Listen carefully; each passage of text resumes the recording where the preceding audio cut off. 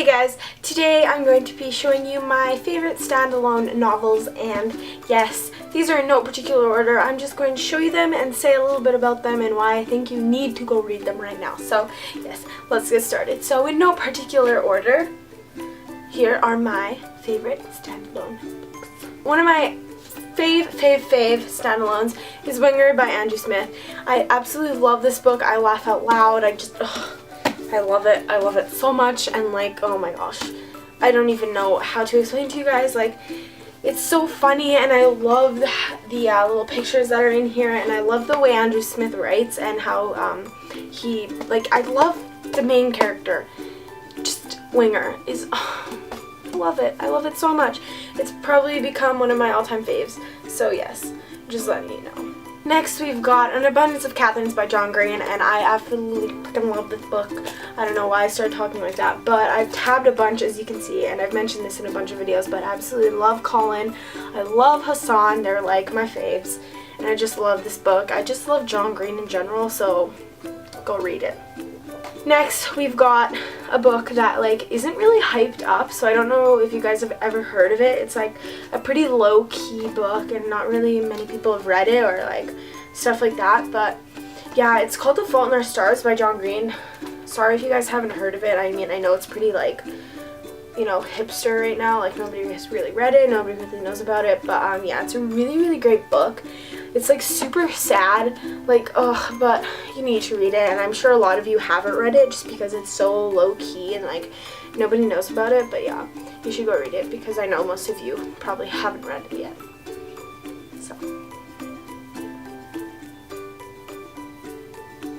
next, we've got Me and Earl and the Dying Girl by Jesse Andrews. This book is so funny, and you would think it's a bit sad because it has something to do with a girl with cancer, but really that's like an underlying storyline, and it's not sad at all. It's like so funny, and I love this book, and I love it. I love it. I love it. Next book is Fangirl by Rainbow Rowell, and pretty much everyone in the booktube community must read this book because it pretty much is us in a book.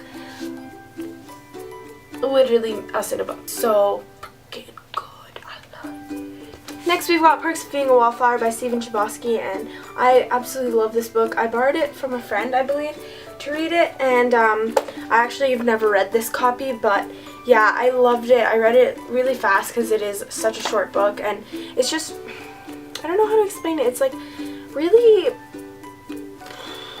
I don't know.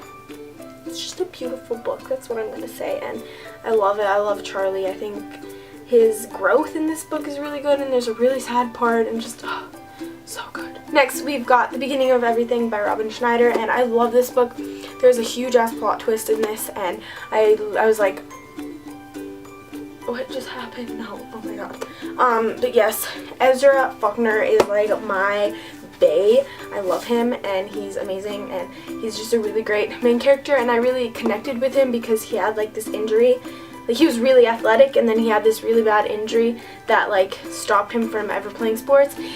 I feel you, Ezra. I feel you, because I've got an injury that is preventing me from doing sports, which really freaking sucks, but yeah, I really liked Ezra because of that, because I got to connect with him in that way. So yes, really like this book. You guys should go read it, and it's a pretty sweet cover, I know. Next, we've got Looking for Alaska by John Green. I was talking to some girls that were in a rock show about this book, and I was talking about the huge plot twist and how none of us were expecting it, and it was just crazy and ridiculous, and like, I would never have expected that, but I mean, I guess I do expect it because it's like John Green, but I'm not going to say what, but like, it's so good. You have to read it right now. Then, lastly, but definitely not least, we've got It's Kind of a Funny Story by Ned Vizzini, and first of all, this is a really heavy paperback. I don't know why it's so heavy, but anyways, I love this book. Ned Vizzini is such an amazing writer, and I can't believe that, like, he's gone. Sucks. Totally sucks. Like, I don't know what to say, but this book was so amazing. I absolutely loved every single moment of it. It was really good, and I don't know what else to say.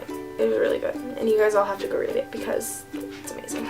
yes, those are all the books, my faves, standalones, but yes, I know pretty much in all of them I was just like, I love it and you have to go read it, but pretty much that's how I feel about all these books. I love them and you have to go read them. So yes. Yeah. That is it for today's video. I will see you guys tomorrow. Bye! Rest easy, fearless warrior. You can sleep now, you can finally calm your bones. Breathe easy.